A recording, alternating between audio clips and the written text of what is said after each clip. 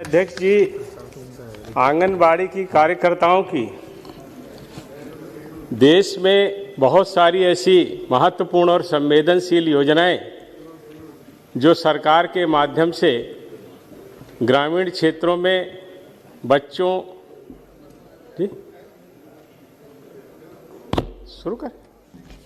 बच्चों के पोषण और महिलाओं के स्वास्थ्य को लेकर के चलाई जा रही हैं, उसमें आंगनबाड़ी की कार्यकर्ता बहनों की बहुत महत्वपूर्ण भूमिका है। पूर्व में जिस तरह से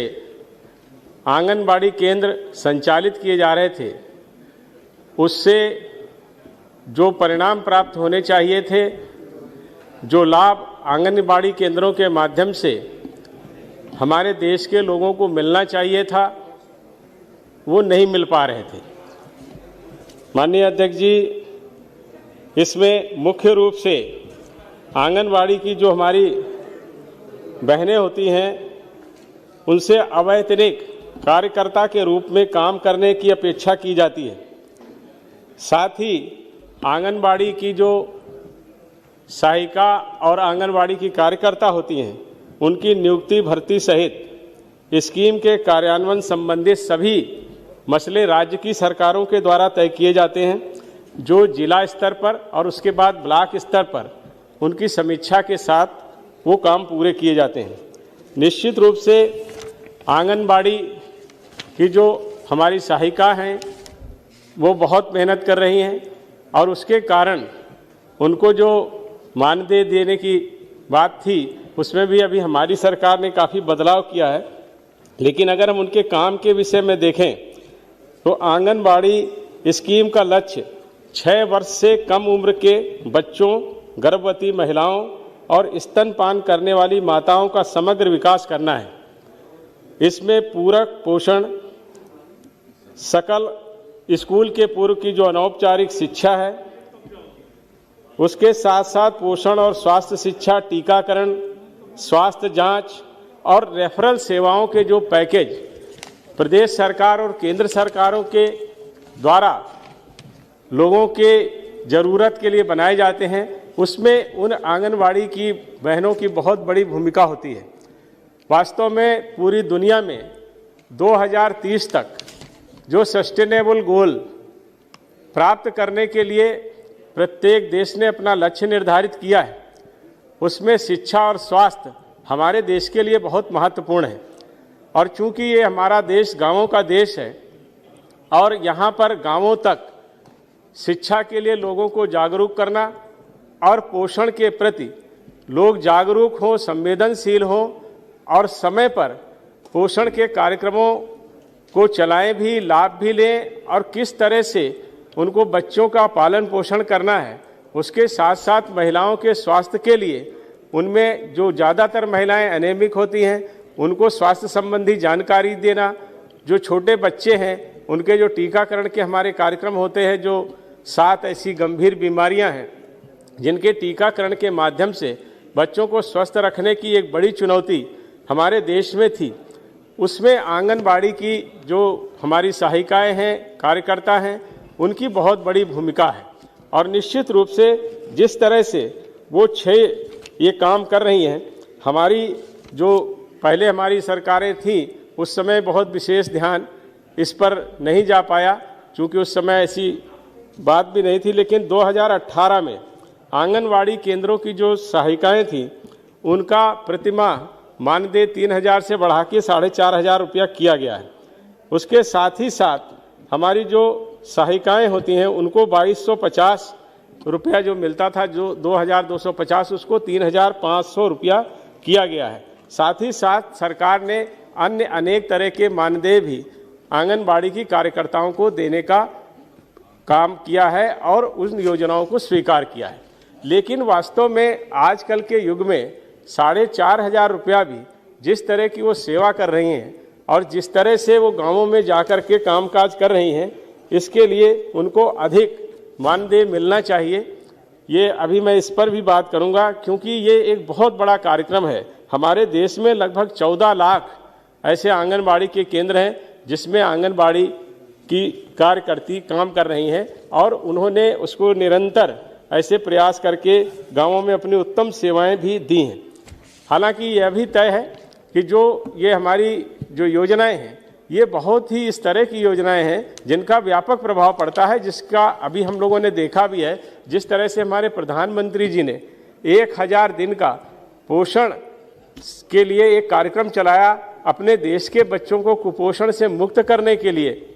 उन्होंने एक गर्भावस्था की जो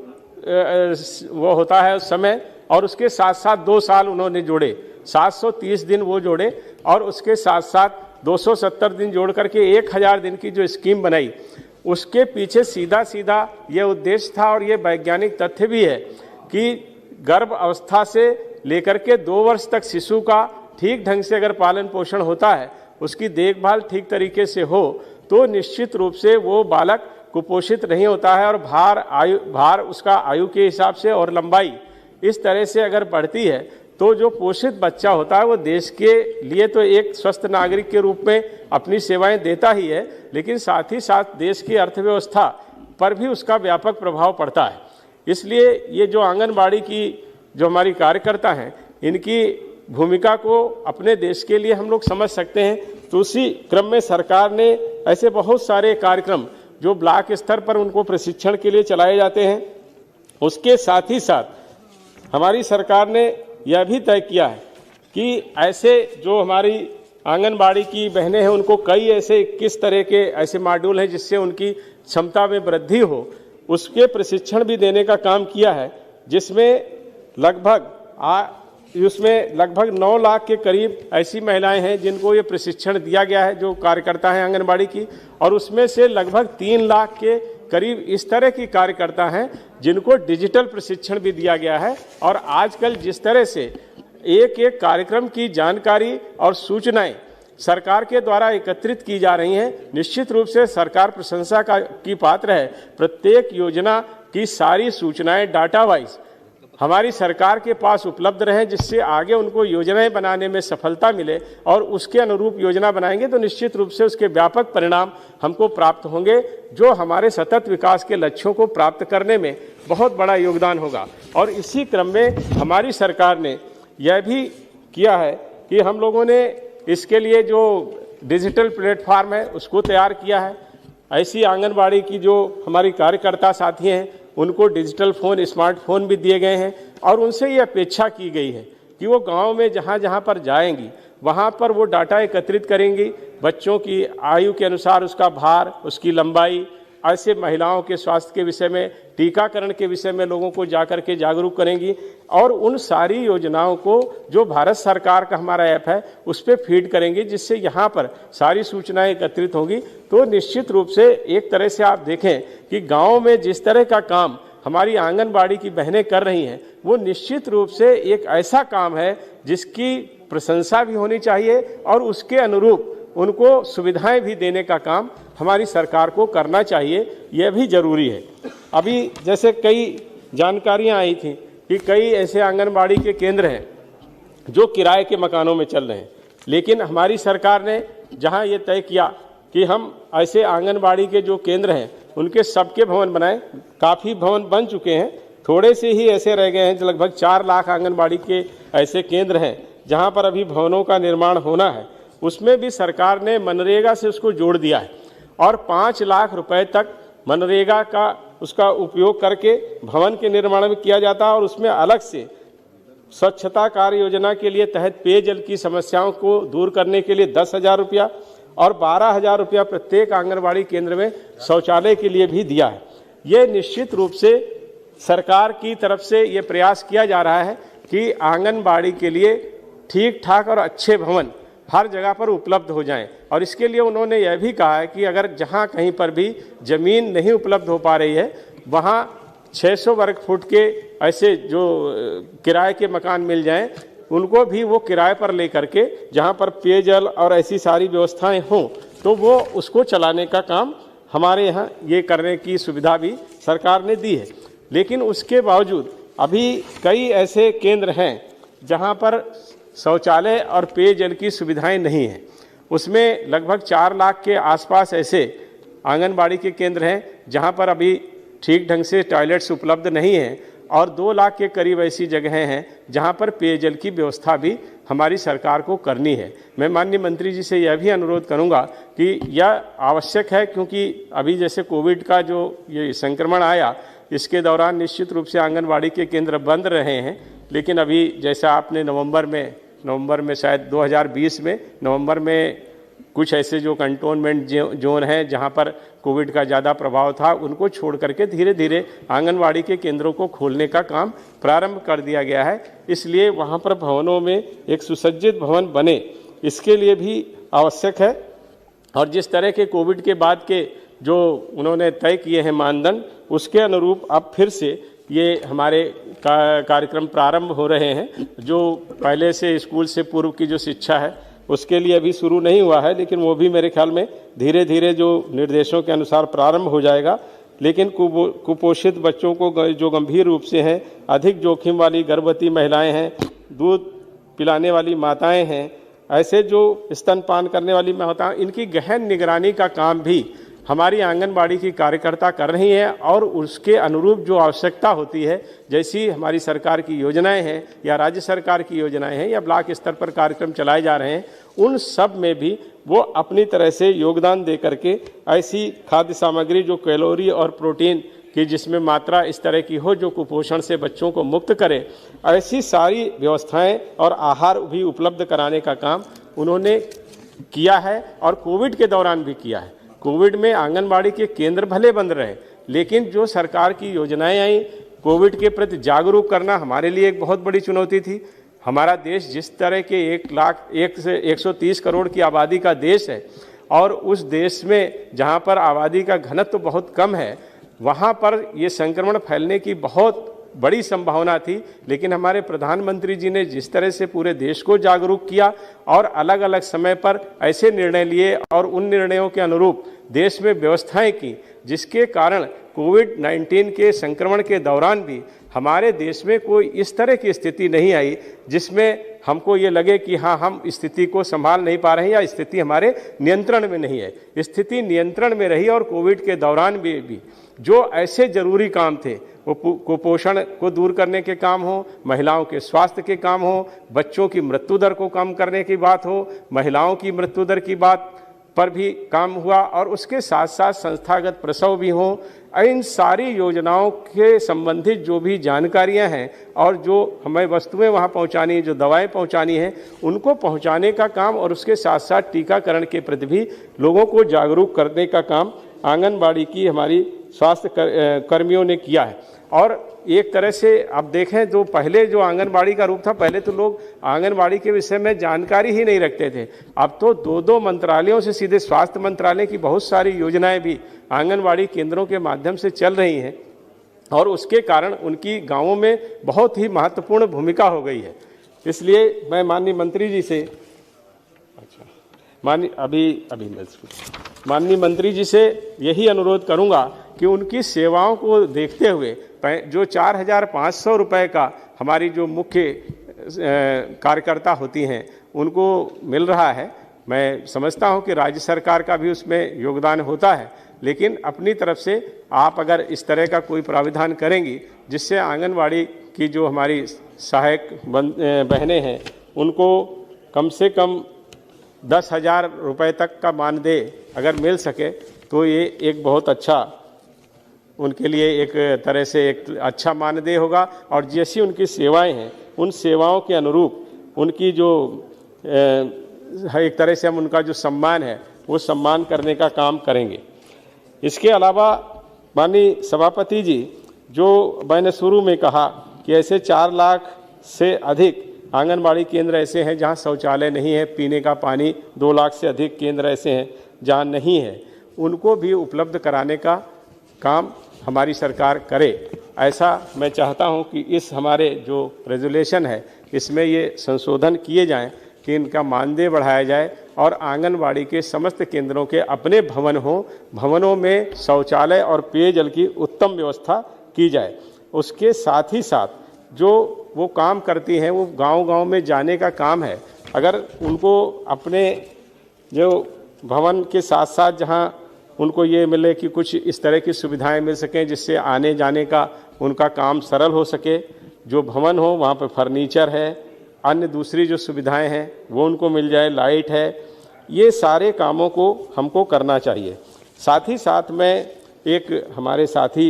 ने एक मुझे ये पत्र दिया है, तो उसमें भी मैं कहना चाहूँगा, ये हालांकि राज्य सरकार का विषय है लेकिन माननीय मंत्री जी हैं तो उनके संज्ञान में मैं लाना चाहता हूँ कि जो आंगनबाड़ी केंद्रों पर जो CDPO होती हैं ब्लॉक स्तर पर, वो ऐसा उन्होंने बताया है कि वो कुछ जगहों पर घूस लेने का काम भी करती हैं।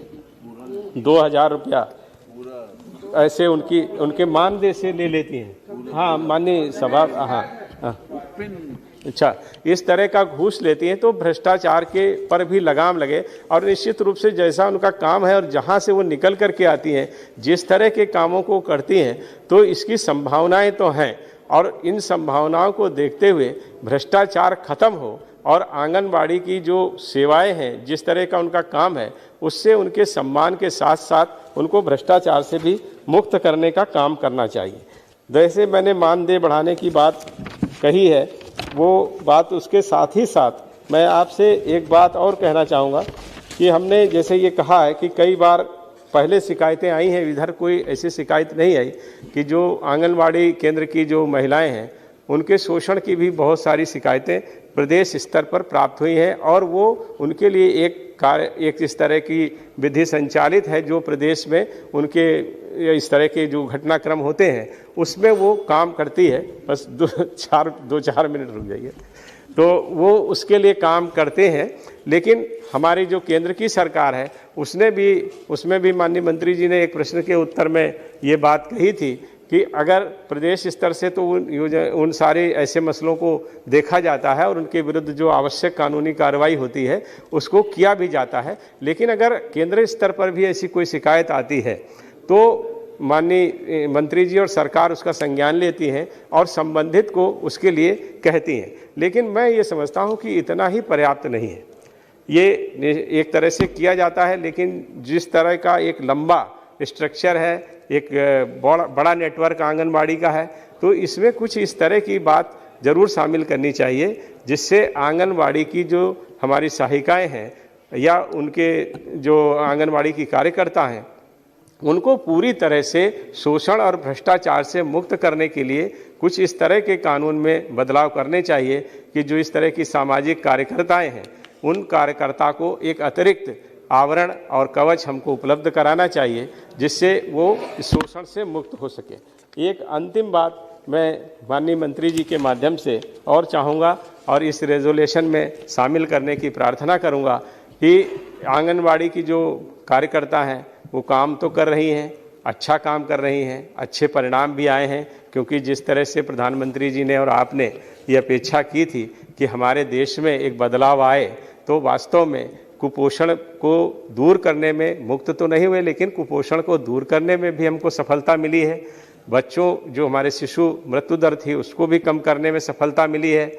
और उसके साथ साथ जो गर्भवती महिलाएं थी या जो गर्भ के दौरान जो मृत्यु हो जाती थी उसमें भी हमको सफलता मिली है। संस्थागत प्रसव भी बढ़ा है और स्तनपान के बारे में भी लोगों की जागरूकता बढ़ी है। उसके साथ ही साथ जो बच्चों का 2 वर्ष तक का एक समय होता है जिसमें उसका मस्तिष्क विकसित होता है, ये वैज्ञानिक तथ्य है और लोग मानते हैं कि 2 वर्ष में जो एक व्यक्ति के दिमाग का विकास हो जाता है वो फिर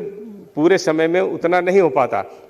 इसलिए वो महत्वपूर्ण समय के लिए जो योजना बनाई है उसके लिए भी ये कार्यकर्ता बहुत अच्छा काम कर रही हैं। इनका नियमित रूप से ब्लॉक और जिला स्तर पर प्रशिक्षण होता है, वहाँ से उनकी देखभाल की जाती है। और आपने भी जो ऐप बनाया है जो स्मार्टफोन के माध्यम से आपको वो सूचनाएं देती हैं, उसका भी आप जांच और सर्वे करती हैं। तो एक तरह से ये पूरी इस तरह की एक स्ट्रक्चर बन गया है कि इसमें हम ये कह सकते हैं कि आंगनबाड़ी एक ऐसा हमारे लिए चीज़ हो गई है, या कहेंगे एक ऐसा नेटवर्क हो गया है जिसके माध्यम से हम देश की एक बहुत बड़ी समस्या से निजात पाने की स्थिति में आ गए हैं। मैं अंतिम बात आपसे यही कहूँगा कि इनको मानदेय बढ़ाने के अलावा जो आंगनबाड़ी के केंद्रों में सुविधाएं हैं, शोषण और भ्रष्टाचार से मुक्त कराने के अलावा मेरी आपसे गुजारिश है कि हमारे प्रधानमंत्री जी ने, आपने और हमारी सरकार ने लोगों के विषय में, गरीब और कमजोर तबके के विषय में। चलिए वहीं एक और अपडेट निकल कर आई है आंगनवाड़ी कार्यकर्ताओं के लिए। दोस्तों बता दूं कि आंगनवाड़ी मानदेय 6000 बढ़कर इन राज्यों में मिलेगा। जी हां,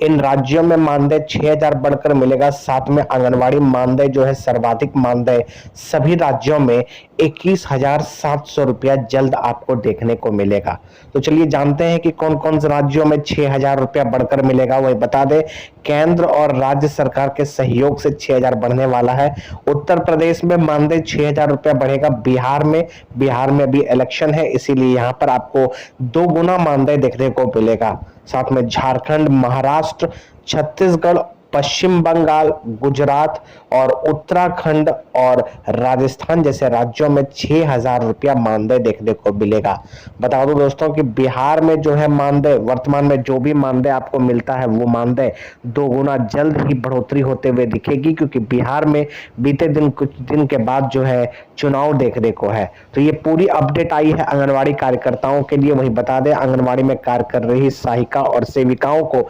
जल्द सर्वाधिक मानदेय, जल्द जो है पूरे राज्य में न्यूनतम मानदेय लागू होने वाली है, जिस मानदेय को लागू होने के बाद तमाम उन आंगनवाड़ी कार्यकर्ताओं को, बहनों को 21,700 रुपया का राशि सरकार की तरफ से दिया जाएगा। तो ये पूरी अपडेट निकल कर आई है आंगनवाड़ी बहनों के लिए।